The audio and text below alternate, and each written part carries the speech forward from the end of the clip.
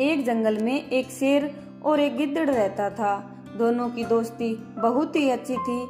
शेरों के समाज में तो शेर की कोई इज्जत नहीं थी, क्योंकि वह जवानी में सभी दूसरे शेरों से युद्ध हार चुका था, इसलिए वह अलग थलग रहता था। उसे गिद्दड़ जैसे चमचे की सख्त जरूरत थी, जो 24 घंटे उसकी चमचागिरी करता रहे। गिद्दड़ को बस खाने का जुगाड़ चाहिए था। पेट भर जाने पर गिद्दड़ उस शेर की वीरता के गुणगान गाता रहता था और शेर का सीना फूलकर दुगुना चौड़ा हो जाता। एक दिन शेर ने एक बिगड़ेल जंगली सांड का शिकार करने का साहस कर डाला। सांड बहुत शक्तिशाली था। उसने लात मार मार कर शेर को दूर फेंक दिया। जब शेर ने दोबारा सांड पर आक्रमण करने का सोचा तो सांड ने शेर को सींगों से एक पेड़ के साथ रगड़ दिया। किसी तरह शेर जान बचाकर भागा। शेर सींगों की मार से काफी जख्मी हो गया था। कई दिन बीते, परंतु शेर के जख्म ठीक होने का नाम नहीं ले रहे थे। ऐसी हालत में वह शिकार नहीं कर सकता था। स्वयं शिकार करना गिद्दड़ के बस की बात नहीं थी। दोनों के भूखों मरने की नौबत आ गई। शेर को यह भी भय था कि खाने का जुगाड़ समाप्त होने के कारण गिद्दड़ उसका साथ न छोड़ जाए। शेर ने एक दिन उसे समझाया, देख, जख्मों के कारण मैं तो दौड़ नहीं सकता, शिकार कैसे करूं? तू जाकर किसी बेवकूफ से जानवर को फंसाकर यहाँ पर ले आ। मैं उस झाड़ी में छिपा रहूंगा और उसका शिकार कर लूंगा। गिद्दड़ को भी शेर की बात जच गई। वह किसी मूर्ख जानवर की तलाश में घूमता घूमता एक कस्बे के बाहर नदी घाट पर पहुंचा। वहां उसे एक मरियल सा गधा घास पर मुंह मारता नजर आया। वह शक्ल से ही बेवकूफ लग रहा था। गिद्दड़ उसके पास जाकर बोला, पाए लागू चाचा, बहुत कमजोर हो गए हो, क्या बात है?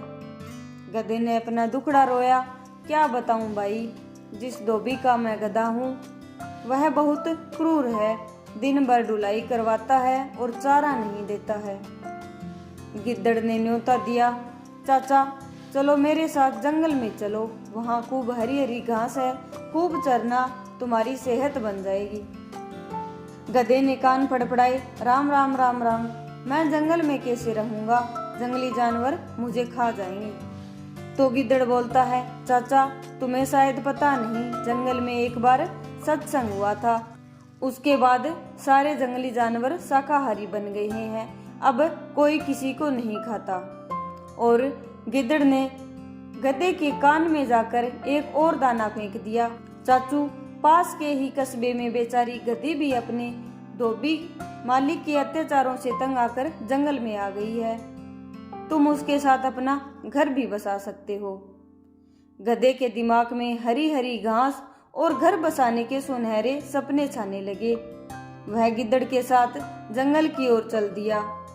जंगल में गिद्दड़ गधे को उसी झाड़ी के पास ले गया जिसमें शेर छिपा बैठा था।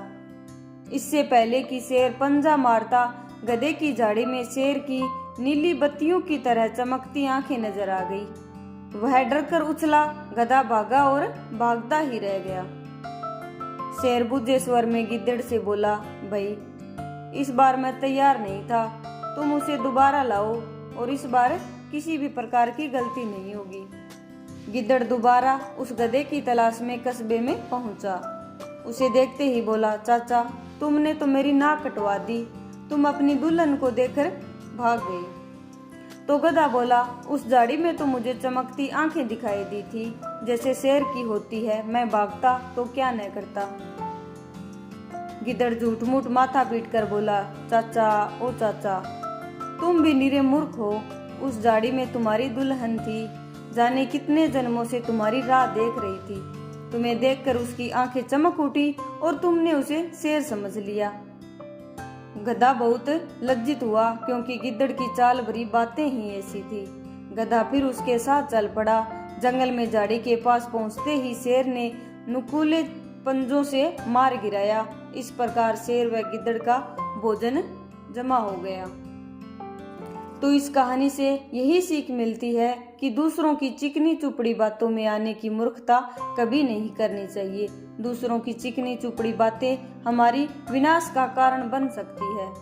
आज की कहानी आपको कैसी लगी कमेंट करके जरूर बताइए।